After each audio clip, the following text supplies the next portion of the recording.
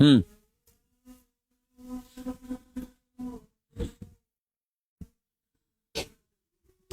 ये क्या होते हैं इंटेंजिबल एसेट्स? एमोटाइज।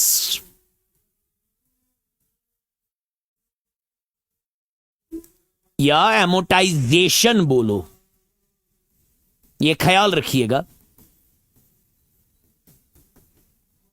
देखिए फर्क क्या है बेटा, एमोटाइजेशन और डेप्रिसिएशन में फर्क क्या है? मामूली सा फर्क है, ये याद रखिएगा।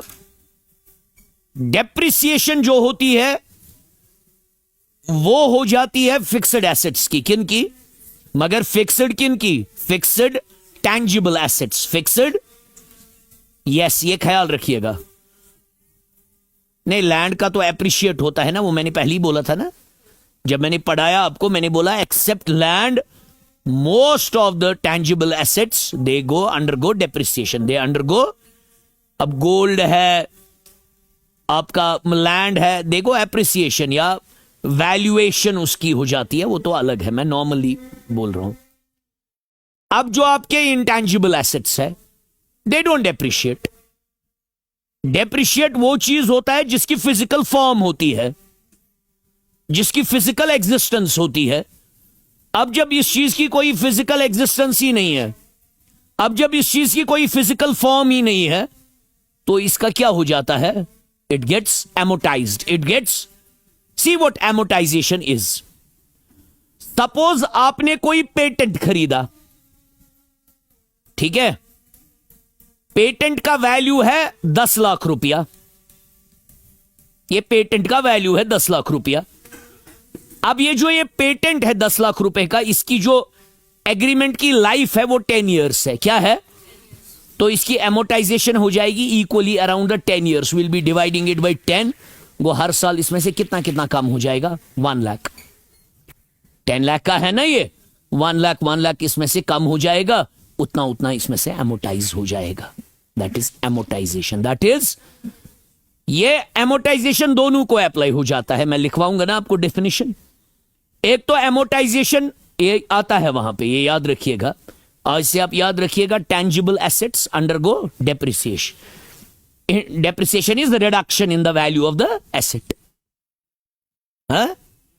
ड्यू टू ये wear and tear, continuous use, efflux of the time, number of reasons, myriad of reasons. कोई बोलेगा मैं एसेट को नया रखूंगा, वो डेप्रिशिएट नहीं होगा, वो भी हो जाएगा because of the change in the technology, because of the efflux of the time, वो भी चेंज हो जाएगा।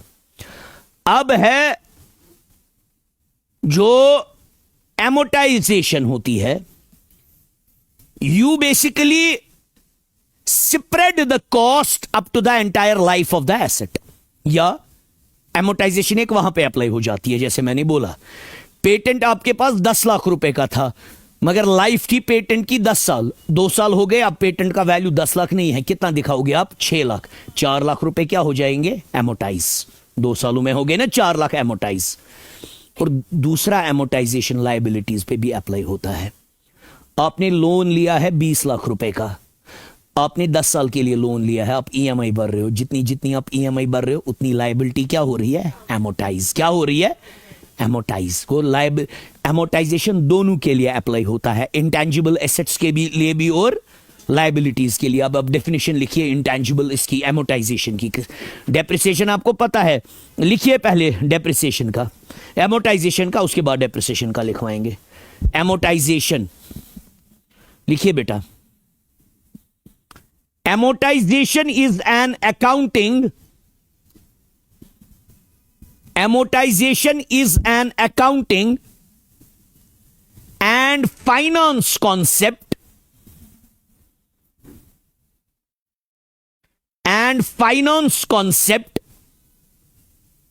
that refers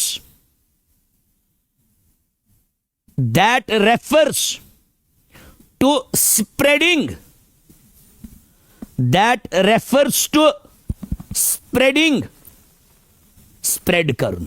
spreading the cost of an asset or a liability or a liability over the period of time. Over the period of time. ठीक है ना? Asset होया, वो इसके दो पहलू है. एमोटाइजेशन दो कॉन्टेक्स्ट में समझी जाती है, या इंटेंजिबल एसेट के कॉन्टेक्स्ट में, या लिखिए और एक लाइन याद रखने के लिए. Amortization means systematically, amortization means systematically writing off, OWF, धीरे धीरे खत्म करना, writing off the cost of an intangible asset, the cost of an intangible asset over its useful life.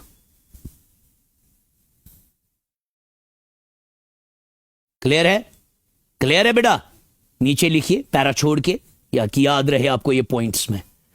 ये हो गया एक कॉन्सेप्ट एमोटाइजेशन का. क्लियर है बेटा? दूसरा हो गया, लिखिए amortization also refers to repaying a loan,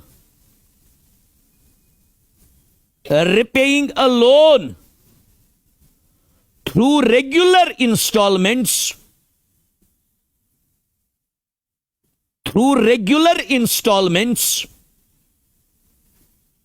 over the period of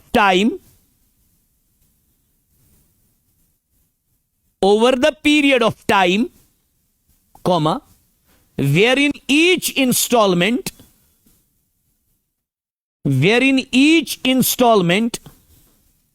is comprised of principal portion, principal का थोड़ा हिस्सा है ना, principal portion and interest portion,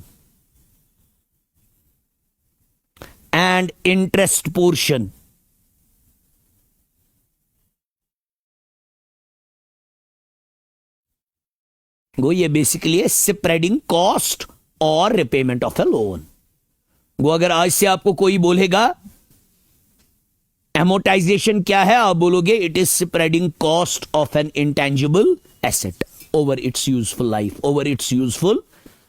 और simply repayment of a liability.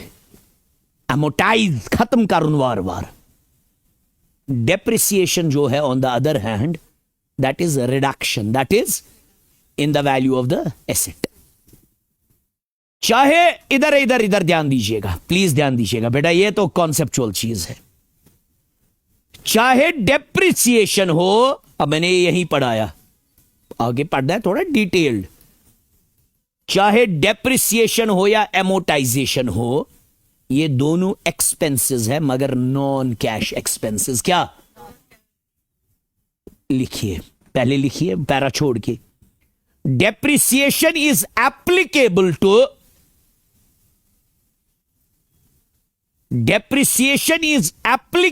To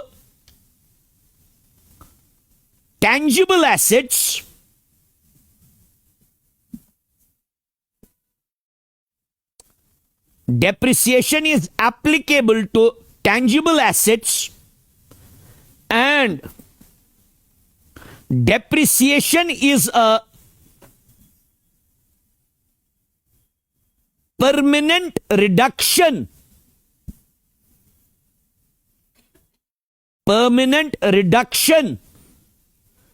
in the value of the asset. Permanent reduction in the value of the asset. Permanent reduction in the value of the asset. It's a permanent reduction. It's a permanent reduction in the value of the asset. अब मगर इनमें एक similarity है, चाहे depreciation हो या एमोटा. बात उठी ना आज, ये तो पता होनी चाहिए आपको. आपने इंटेंजिबल एसेट्स के बारे में पढ़ा. इंटेंजिबल एसेट्स डेप्रिशिएट नहीं होते हैं, वो क्या हो जाते हैं, एमोटाइज. क्या हो जाते हैं? अब चाहे डेप्रिसिएशन हो ये आ सकता है ऑब्जेक्टिव्स में,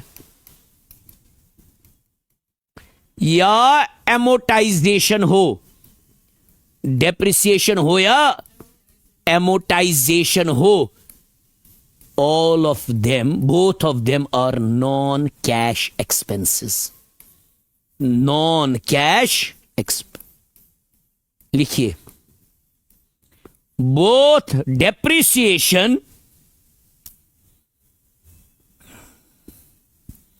both depreciation as well as amortization, both depreciation as well as amortization are non-cash expenses,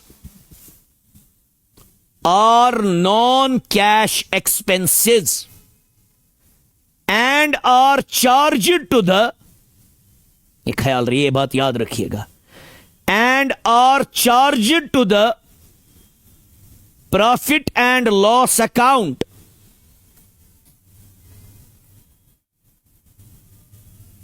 as an expense. ध्यान दीजिएगा बेटा, ध्यान दीजिएगा। कल ही हमने बात की कि हर बिजनेस में वो सात ही चीजें होती है ना? तो डेप्रिसिएशन हो या एमोटाइजेशन हो, ये क्या है? एक्सपेंसेस या लॉस बोलो, मगर ये नॉन कैश है। What do you mean by non cash? Exactly, खर्चा दिखाते हैं मगर पे, जैसे सैलरी है, सैलरी क्या है बिजनेस के लिए? खर्चा, मगर सैलरी से हमारा कैश चला जाता। डेप्रिसिएशन हम खाली खर्चा दिखाते हैं मगर it's a non cash expense, it's a very good. Depreciation क्या है? It's a non cash expense, it's not a cash expense, it's a non-cash expense. Same is the case with amortization. Amortization is also non-cash expense. You don't pay amortization to anyone. अब आज next बात, जो वो तीन चीजें रह गई थी है ना, आज अब बात उठी फिक्टिशियस एसेट्स। किस पे? देखो मैं अब क्यों बोल रहा हूं, आज क्यों, वो समझ आएगा आसानी से। चलिए लिखिए, फिक्टिशियस और एक किस्म एसेट का, फिक्टिशियस एसेट्स।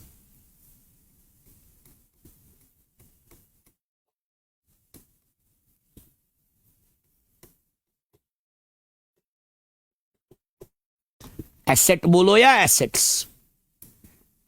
बेटा एसेट्स का एक कैरेक्टरिस्टिक हमने देखा, क्या है? नहीं, वो तो चार कैरेक्टरिस्टिक है, वो छोड़िए। एसेट की हमने देखी ना एक चीज, इट्स अ कैपिटल एक्सपेंडिचर। एक बार खर्चा करो, you enjoy it's benefits for a long period of time, है ना? Capital expenditure, every asset is a, when you bye asset which expenditure it is? कल ही हुई ना बात। गो, हम कैसे किसी चीज को एसेट बोलते हैं? क्योंकि ये one time and we enjoy its benefits for a very good. Why don't you call salary a capital expenditure? Why don't you call salary a capital expenditure?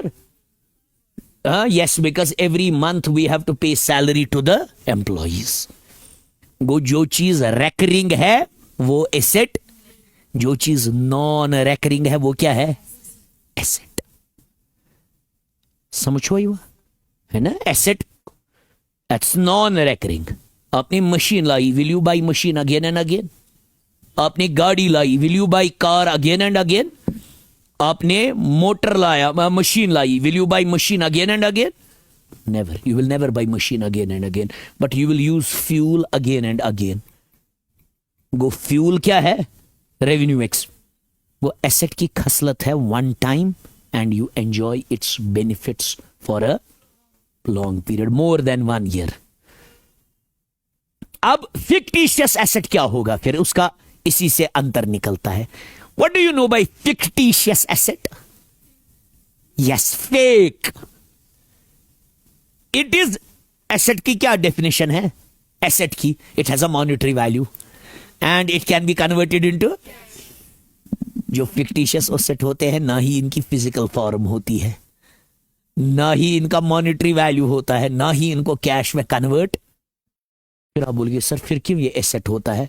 इनमें एसेट का एक ही कैरेक्टरिस्टिक होता है, वन टाइम। क्या? ये एक बार लगे होते हैं। समझ आया? एसेट के कितने कैरेक्टरिस्टिक है? 4, और एक एक्स्ट्रा है। एक्स्ट्रा क्या है? One time. फिक्टिशियस लिखिए आप डेफिनेशन, फिर मैं समझाऊंगा। लिखिए, fictitious assets are those assets, fictitious assets are those assets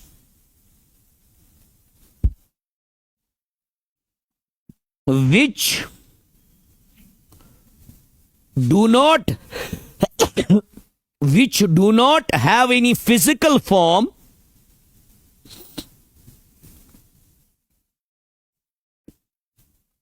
which do not have any physical form, comma, neither have a monetary value, neither have a monetary value, nor can be converted into cash,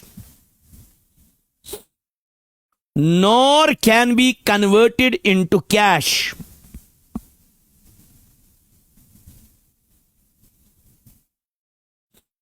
full stop.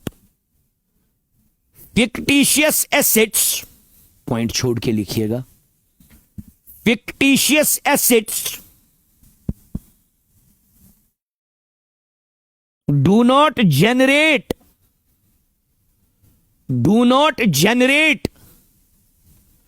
future economic benefits, do not generate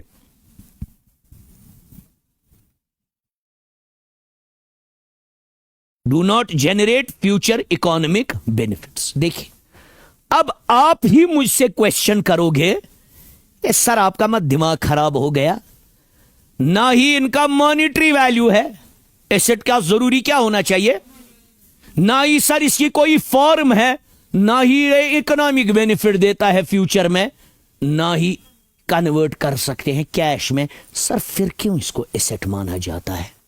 देखो बेटा, इसको asset क्यों माना जाता है? Salary को asset क्यों नहीं मानते हैं? क्योंकि सैलरी का बेनिफिट शॉर्ट टाइम तक हम लेते हैं, और सैलरी बार बार देनी, इसको एसेट इसीलिए मानते हैं फिक्टिशियस एसेट को, क्योंकि ये वन टाइम। क्या है? क्या है? क्या है?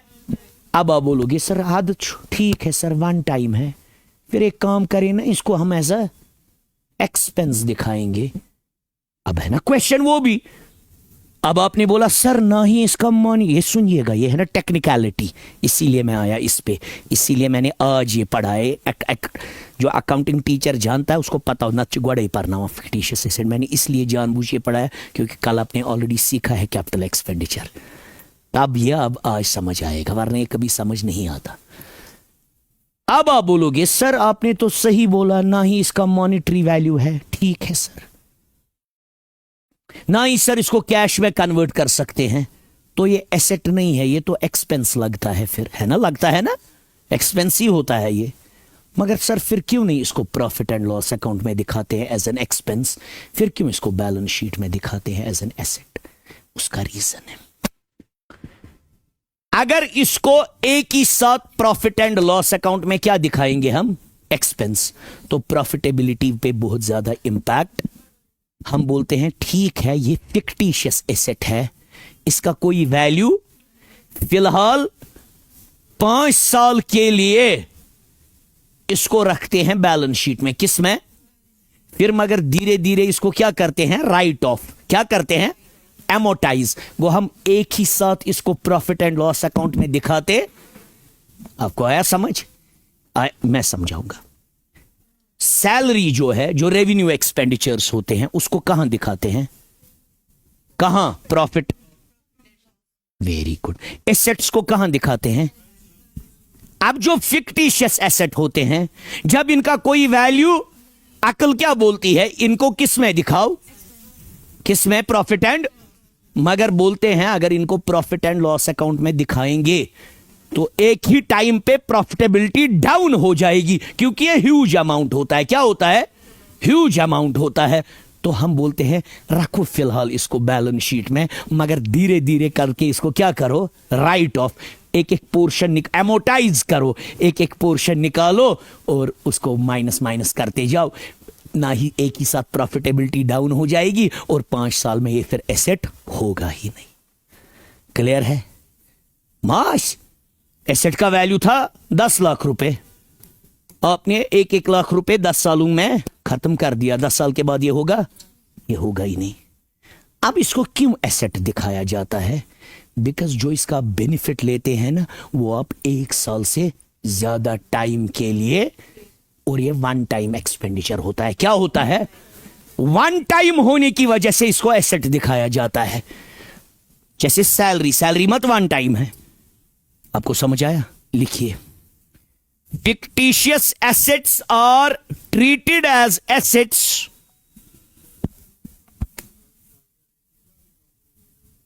नहीं, गाड़ी नहीं, गाड़ी fictitious asset हाँ नहीं, वो गाड़ी fictitious asset नहीं है, वो रियल एसेट है। मैं बताऊंगा ना fictitious asset क्या है, अभी मैं लिखवाऊंगा ना आपको। लिखिए, fictitious assets are treated as assets। ये एक्सपेंसेस असली होते हैं, खर्चे, मगर इसको माना जाता है एसेट। असल में ये एक्सपेंसेस होते हैं मगर वन टाइम एक्सपेंस। क्या लिखा आपने? Fictitious assets are because the benefit of these expenses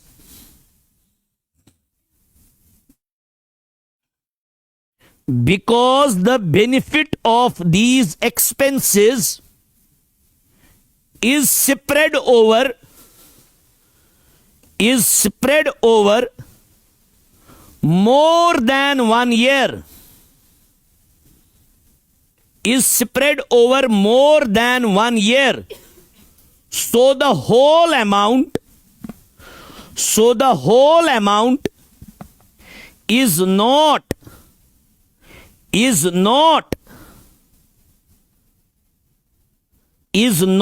written off OFF, written off in 1 year, is not written off in 1 year। आया समझ? एक ही साथ इसको राइट ऑफ, वरना ये एक्सपेंस है। अगर ये एक्सपेंस है फिर क्यों एसेट दिखाते हैं? बिकॉज ये वन टाइम होता है। क्या होता है? और इसका बेनिफिट बहुत टाइम तक मिलता है। लेक्स गुबरा, द फिक्टिशियस एसेट्स, सब पूरा पता चलना चाहिए इसके बारे में। The fictitious assets are temporarily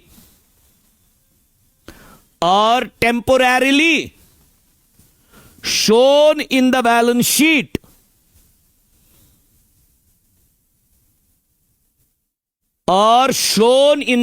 sheet until they are fully written off, जब तक धीरे धीरे इनको पूरी तरह से राइट ऑफ कर देंगे। until they are fully written off, as these are only expenses and losses, as these are only expenses and losses and are not real assets। देखिए, जो बेस्ट एग्जांपल फिक्टिशियस एसेट की है, रुके वो तो बाद में आएंगे। मेन मैंने क्या बोला? असल में ये क्या होते हैं? एक्सपेंसेस। एसेट क्यों माना जाता है? वन टाइम, और उनका बेनिफिट बहुत टाइम तक मिलता है। उस बेसिस पे इनको हम एसेट ट्रीट करते हैं, और कुछ ही टाइम के लिए एसेट, इनको धीरे धीरे राइट ऑफ करते हैं ताकि ये हमारे बैलेंस शीट में से खत्म दफा हो जाए। एक ही साथ इसलिए राइट ऑफ नहीं करते हैं, प्रॉफिटेबिलिटी हैम्पर हो जाएगी। प्रॉफिटेबिलिटी एक ही साथ लॉस दिखेगा, इन्वेस्टर्स कॉन्फिडेंस शैटर हो जाएगा। सुनिएगा बात एक मेरी, मैंने बिजनेस शुरू किया। स्टार्ट में क्या लगता है? एसेट्स के बगैर क्या और लगता है? कैपिटल वो तो पता है, कैपिटल कहां कहां खर्च होता है, एसेट से पहले परमिशन वर्मिशन लानी पड़ती है ना, रजिस्ट्रेशन, वेरी गुड, स्टार्ट करने के खर्चे, लाइसेंस, आई शाबाश, बिफोर स्टार्टिंग बिजनेस। क्या वो खर्चे कभी और लगेंगे? वो क्या है, वन टाइम। क्या आप किसी को वो बेच सकोगे? वो आपका परमिशन है, दूसरे को क्या उसमें काम। उनको बोलते हैं प्रिलिमिनरी एक्सपेंसेस। क्या?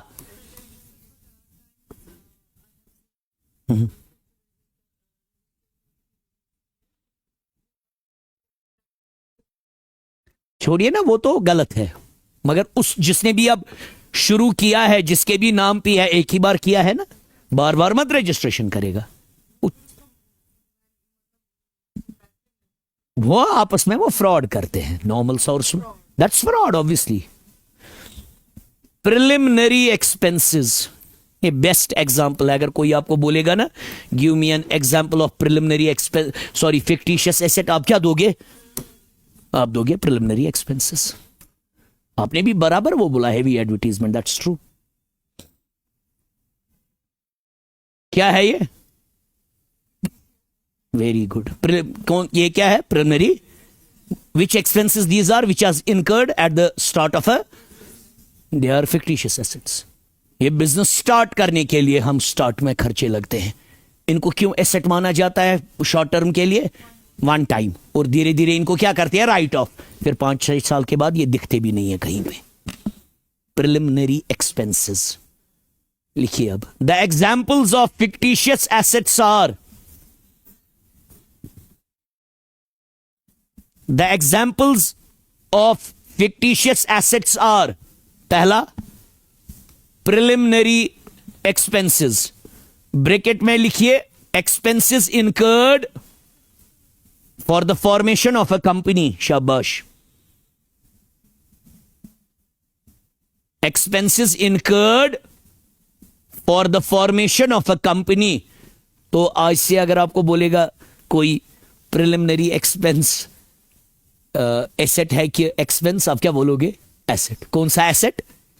It's a fictitious asset. It's a, ये याद रखिएगा, प्रिलिमिनरी एक्सपेंस रेवेन्यू एक्सपेंडिचर नहीं है, ये कैपिटल एक्सपेंडिचर है। असल में डेफर्ड कैपिटल रेवेन्यू एक्सपेंडिचर है, जो मैं अभी आपको समझाने वाला हूं। It's a fictitious asset. क्या है? क्या है? Fictitious asset. दूसरा लिखिए, issue of shares on discount.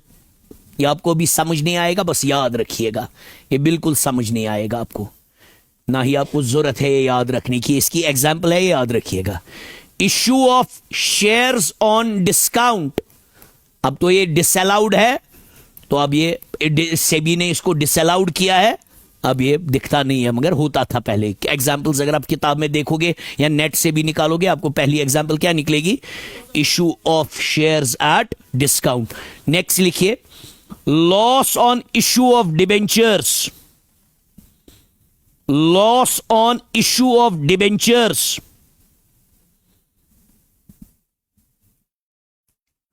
Underwriters commission.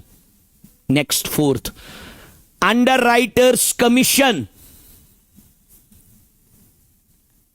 Next, heavy advertisement. ध्यान दीजिएगा, ये अच्छे से समझेंगे आप। Heavy advertisement at the start of the business, ये भी फिक्टिशियस एसेट है। आप देखो कैसे, नॉर्मल, ध्यान दीजिएगा बेटा, ध्यान दीजिएगा, ध्यान दीजिएगा। समझ आया? ये सेकंड और थर्ड आपको समझ, ना ही फोर्थ, आपको बस वो याद रखने हैं। हाँ, लॉसेस भी इसमें आते हैं ना। यस, आया समझ? मैं तो लिखवाया लॉसेस एंड एक्सपेंसेस, आया समझ? वो फिक्टिशियस एसेट में दोनों आते हैं, लॉसेस भी और एक्सपेंसेस भी। प्रॉफिट्स नहीं, लॉसेस एंड एक्सपेंसेस। ये बाकी टीचर बोलेंगे हाँ सही है। सुनिएगा बेटा प्लीज, ये सुनिएगा, ये जो आप बोलने वाले हैं ना, ये सुनिएगा बेटा, ये कैसे फिक्टिशियस एसेट है। मैंने बोला हेवी एडवर्टीजमेंट, ये समझेंगे आप क्योंकि इसी से हमें डेफर्ड रेवेन्यू एक्सपेंडिचर भी समझ आएगा. That has very close nexus with fictitious asset. ये सुनिएगा जो ये बोलने वाले हैं हम, ये प्लीज सुनिएगा. ये heavy advertisement at the start of the business. ध्यान दीजिएगा बेटा, क्विंटेसेंस है ना इंस्टीट्यूट, ठीक है.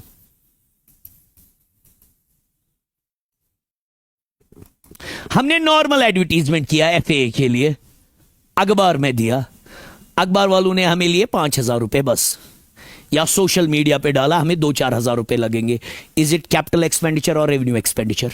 It's revenue expenditure. It's revenue expenditure because its benefit will be realised for a very, 2 दिन अखबार देखेंगे, 2-4 बार रील घुमाएंगे तो दैट्स इट.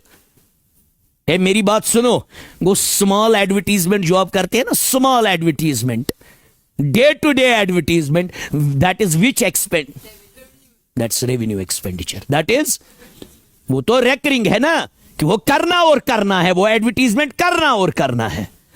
अब हमने क्या नाम है, दीपिका पादुकोण को लाया, वेरी गुड, ठीक है. या आप गोली मारो इसको, शाहरुख खान को लाया, ज्यादा बड़ा स्टार लेंगे. हमने शाहरुख खान को लाया, ज्यादा बड़ा स्टार है उससे.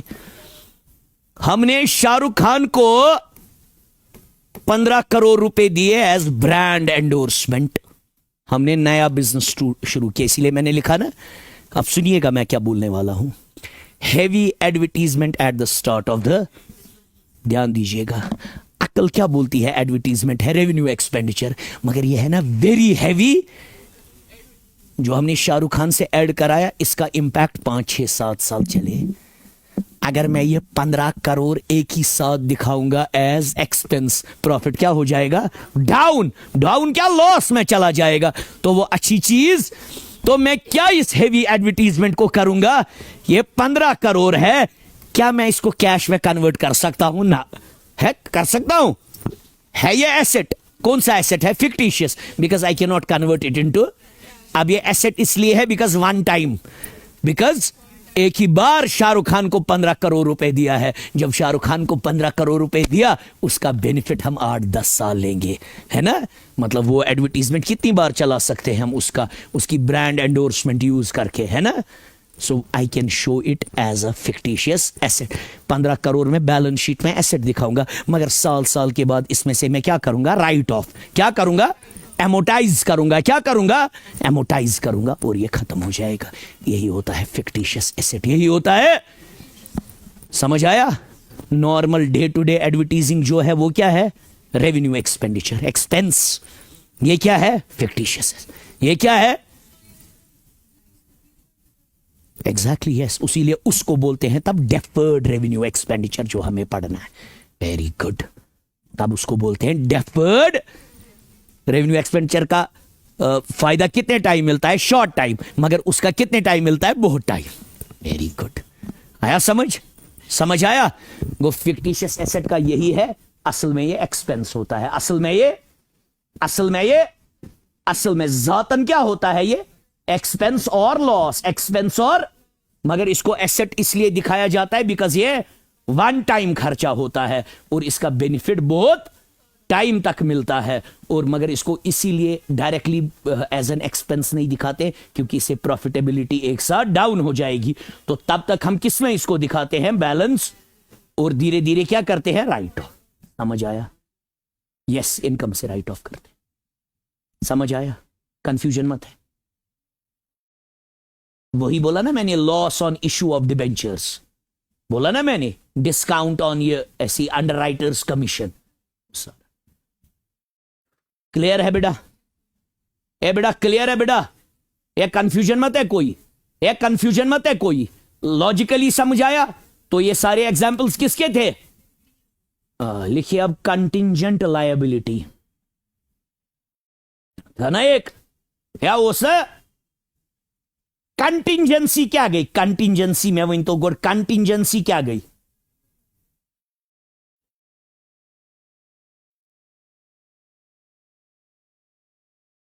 आई शाबाश। देखिए बेटा, ध्यान दीजिएगा, ध्यान दीजिएगा। ए बेटा, ए बेटी, अगर आज से आपको कोई बोलेगा, पॉइंट निकलेगा, fictitious assets are shown where, balance as temporary assets as, and they are written off over the period of time. Very good, समझ आया? अब ये हेवी एडवर्टीजमेंट वाला समझ आया? अगर normal day to day advertisement करेंगे, मुदस्सिर अजीज को लाएंगे, फटीचर को, वो कौन सा है? वो रेवेन्यू एक्सपेंडिचर है ना? हाँ, उसका है ना। लोग बोलेंगे अब दफा जाओ, ये क्या दिखाया हमें, लाएंगे उसको कभी। अगर अब लाया शाहरुख खान को तो देखेंगे यार कश्मीर में शाहरुख खान आया है। चलिए,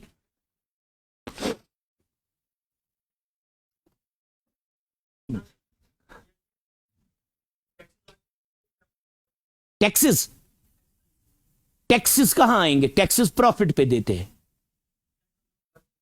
वो प्रॉफिट पे भरते हैं। कौन सा टैक्स? टैक्स दो होता है, जीएसटी एक टैक्स होता है, एक इनकम टैक्स होता है। इनकम टैक्स प्रॉफिट पे भरते हैं, तो वो इनमें कहीं पे नहीं आता है। वो एप्रोप्रिएशन है, वो प्रॉफिट में से हिस्सा बांट। वो डेफर्ड टैक्सेस है, वो डेफर्ड, वो दैट समथिंग एल्स, वो अलग चीज है। वो है जो तुम्हें टैक्स वापस मिलने वाला है। जब तुम रिटर्न फाइल करोगे तुम्हें वापस पैसा मिलने वाला है, उसी को बोलते हैं डेफर्ड टैक्स पेमेंट्स। वो अभी हमने वो उस पे तो लिया, वो कंपनी फॉर्म ऑफ ऑर्गेनाइजेशन में होता है। यानी इसीलिए आपको बोला ना, मैं आपको बैलेंस शीट दिखाऊंगा, इस पे प्रैक्टिकली कंपनी का कैसा उसमें हो आया समझ। दैट इज समथिंग एल्स जो आप बोल रहे हो, उसको बोलते हैं डेफर्ड टैक्स, जो हमें आने वाला है वापस टैक्स। आपको आया समझ? We are going to get that refund. आया समझ? अदरवाइज टैक्स मत थोड़ी इसमें आएगा। टैक्स कब पे करते हैं? दो टाइम। कब कब है? क्यों हमें पढ़ना? यस, इनकम, या तो इनकम पे या तो प्रोडक्ट्स पे। प्रोडक्ट्स पे हम सब भरते हैं, वो पता भी नहीं होता। जीएसटी जिसको बोलते हैं, goods and services tax. Income पे वही भरता है जिसकी इनकम एक लेवल से ज्यादा होगी। तो when you pay income tax, you pay income tax on the profit. तो that is never a charge, that's an appropriation, that is an, वो ना ही रेवेन्यू एक्सपेंडिचर है ना ही कैपिटल एक्सपेंडिचर। आपको आया समझ? वो प्रॉफिट पे देना, वो एप्रोप्रिएशन है। आपका जो है वो अलग सवाल है, वो अलग ही है। डेफर्ड टैक्स, फिर बीच में ब्रैकेट में लिखा होता है नेट। वो आगे पढ़ना है। जब हम कंपनी का बैलेंस शीट देखेंगे उस वक्त मैं वो एक्सप्लेन कराऊंगा, एक एक टर्म होती क्या है। वो सोल प्रोपराइटर हम किसके हिसाब से अभी पढ़ रहे हैं? हम किसके हिसाब से अभी पढ़ रहे हैं? वो है फ्रॉम द पर्सपेक्टिव ऑफ, इसीलिए मैंने वो टर्म्स भी एक्सप्लेन नहीं की। Issue of shares on discount, क्योंकि वो किसके पर्सपेक्टिव से है? ये किसके पर्सपेक्टिव से हम अभी पढ़ रहे हैं? सोल प्रोपराइटर के पर्सपेक्टिव से। समझ आया? समझ आया बेटा? समझ। इसने वरना बराबर बोला, इसने कुछ बेचारे ने गलत नहीं बोला। वो होता है जब हमें रिफंड आएगा टैक्स का।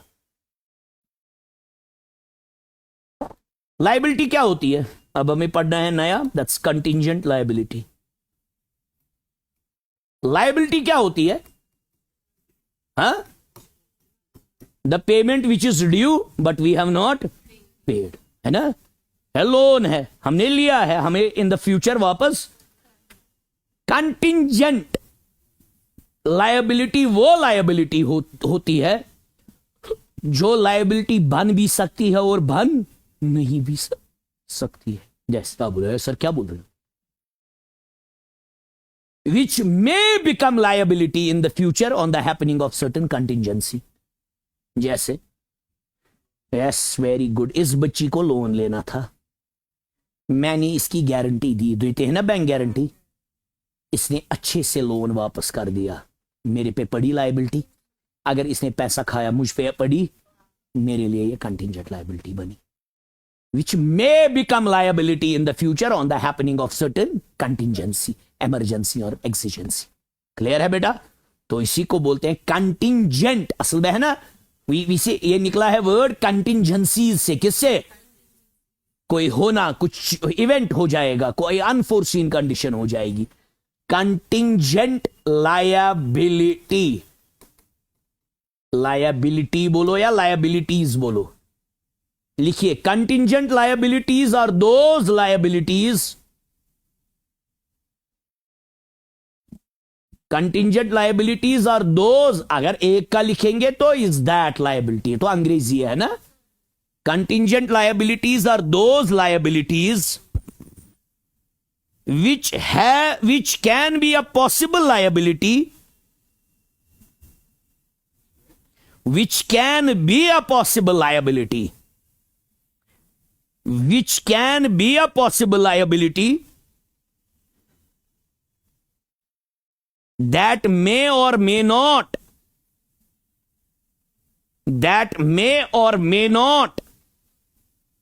arise in the future, that may or may not arise in the future, comma, depending on the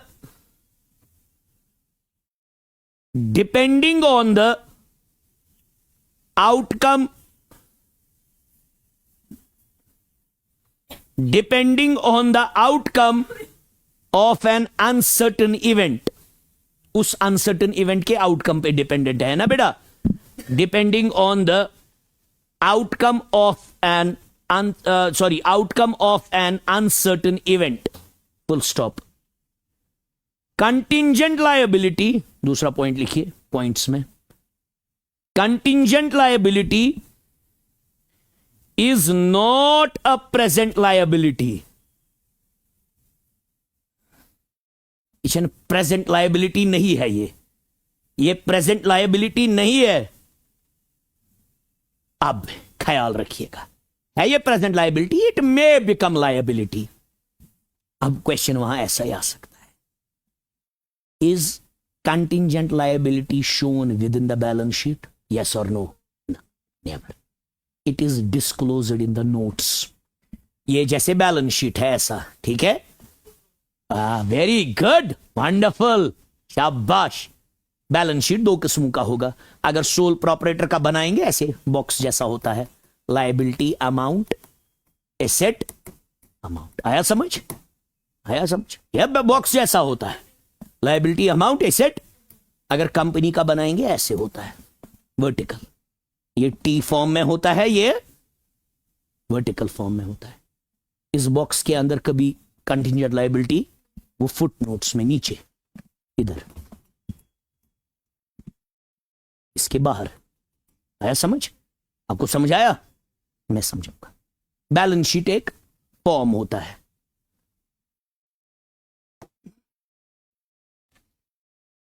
अगर कंपनी का देखेंगे, यूजुअली कंटिंजेंट लायबिलिटी किस वाले में होती है? कंपनी वाले. उसमें ऐसे होते हैं लायबिलिटीज एंड कैपिटल. क्लियर है बेटा? कैपिटल एंड लायबिलिटीज, सारी डिटेल्स यहां होती है. क्लियर है? यहां टोटल होता है. क्लियर है? क्लियर है? इस कॉलम में अमाउंट होता है. फिर होते हैं एसेट्स. समझ आया? डिटेल्स.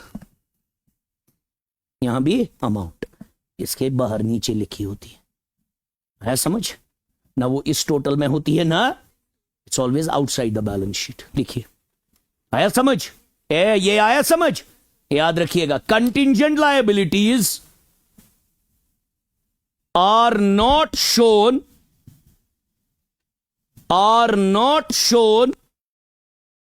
याद रखिएगा ये बात. Contingent liabilities are not shown in the balance sheet. Because it is uncertain, क्योंकि uncertain है. Because it is uncertain, or it may never occur. Or it may never occur. और इट में नेवर, ये कभी हो, comma, that is Y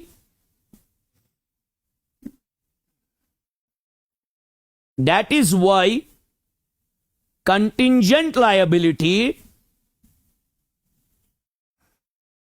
that is why contingent liability is shown bracket में disclosed, is shown bracket में disclosed in the footnotes, outside the balance sheet,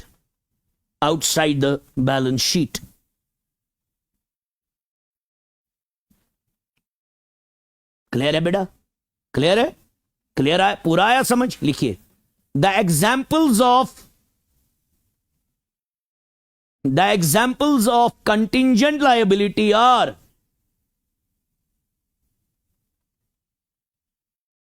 पहला, legal cases pending in the court, अगर हम हार गए तो हम पे वो थोपेंगे कुछ charge. Legal cases pending in the court. Next, guarantee given to bank guarantee given to another company, bank guarantee given to another company. Next, bills discounted with the bank, bills discounted with the bank. चौथा, claim against company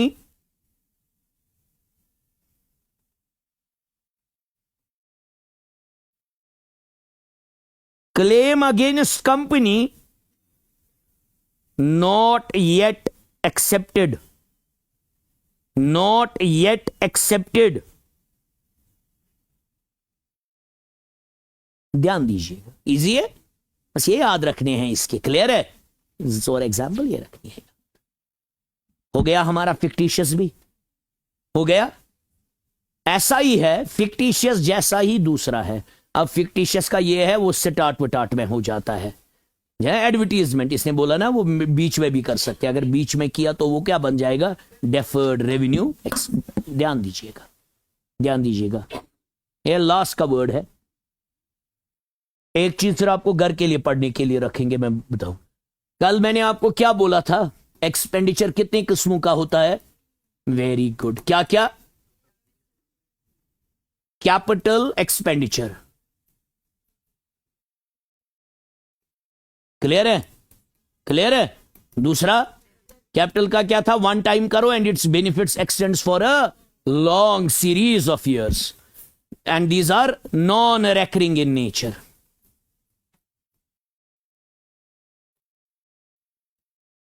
भैया non recurring, मत बार बार। आप क्या घर लाओगे fridge? बार बार फ्रिज लाना इज अ कैपिटल एक्सपेंडिचर, मगर फ्रिज की जो इलेक्ट्रिसिटी बिल है वो भरनी है। गाड़ी ला रहे हो आप, गाड़ी इज अ कैपिटल एक्सपेंडिचर। गाड़ी का petrol is a revenue expenditure, except आपको वो फना फिला मुफ्त मिले। Revenue expenditure,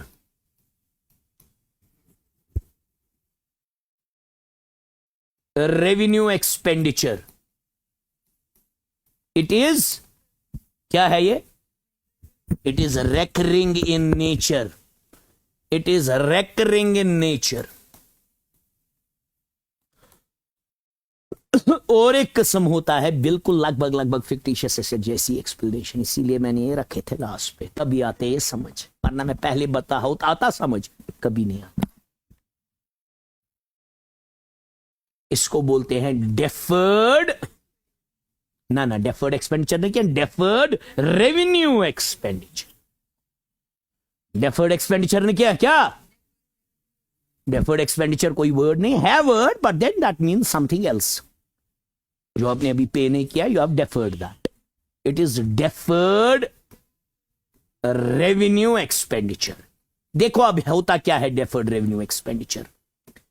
it's a revenue expenditure, ध्यान दीजिएगा, मगर जैसे सैलरी है, सैलरी क्या है? Revenue expenditure, but its benefits are short, 1 month, है ना, 2 महीने, 3 महीने। Rent deferred, sorry revenue x deferred expenditures are those revenue, these are actually revenue expenditures, these are actually, but its benefits exceed more than one accounting year। ये वही example है, हमने दीपिका पादुकोण को लाया, उसको 20 करोड़ रुपए दिए ब्रांड एंडोर्समेंट, अब वो 20 करोड़ हम एक ही साथ दिखाएंगे, उसको धीरे धीरे करके राइट ऑफ करेंगे, वही होता है डेफर्ड रेवेन्यू। आया समझ? Almost like fictitious asset. अब ये है फिक्टिशियस एसेट स्टार्ट में होते हैं, आया समझ? आया, लिखिए बेटा, ये ऑलमोस्ट सिमिलर है, आया समझ? इसीलिए इसको बोलते हैं ना डेफर्ड रेवेन्यू। इसका वो पार्ट फिर बनता है ना बार बार, विड्रॉवल वाला। यस, लिखिए deferred revenue expenditure is the revenue expense. असल में है ये जातन रेवेन्यू एक्सपेंस ही। Deferred revenue expenditure is the revenue expense whose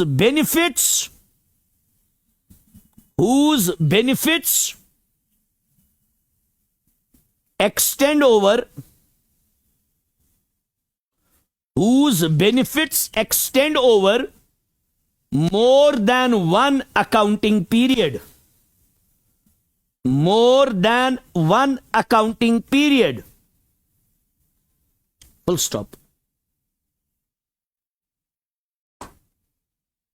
It is a revenue expense. वही जो मैंने आपको बोला है, ये रेवेन्यू एक्सपेंडिचर ही।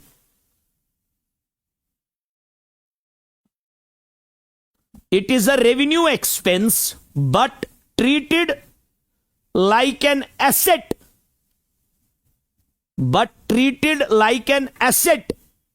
Temporarily, कुछ टाइम तक, ताकि ये राइट ऑफ कर सके हम। Like an asset temporarily, comma, because क्यों because charging the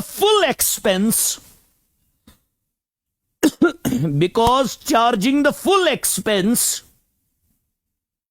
in 1 year would overstate the expenses. गसन ना expense याद, would overstate the expenses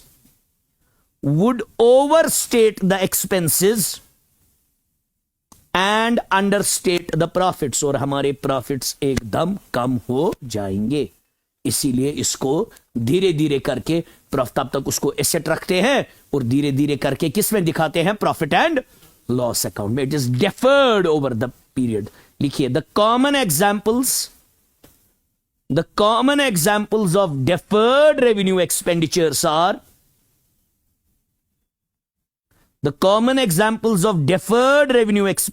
are पहला हेवी एडवर्टीजमेंट एक्सपेंस, अभी जो सिखाया, heavy advertisement expense.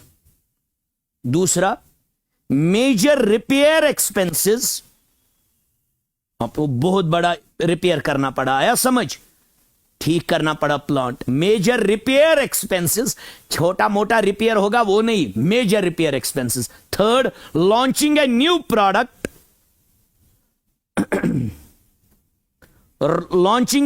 Product, fourth research and development costs. ये बिल्कुल revenue expenditure है। अब एक ही चीज है, हम इसको एक ही साथ खत्म, हम इसको धीरे धीरे करके, बस फर्क उतना ही है क्योंकि इसका बेनिफिट बहुत टाइम तक मिलता है। आया समझ, क्लियर है? मंडे से we will start with accounting concepts and then clear है। बाकी जो वोकैबुलरी है, वाउचर वो हम जर्नल से पहले पढ़ेंगे। आया समझ? बिल क्या होती है, इतना आया समझ?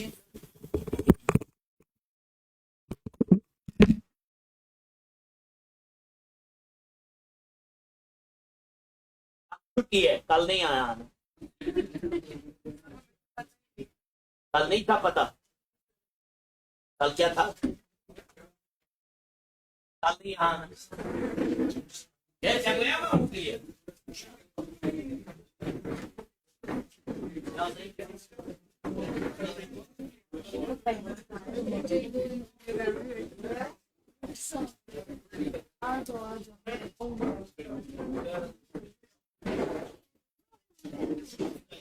नंबर पे कॉल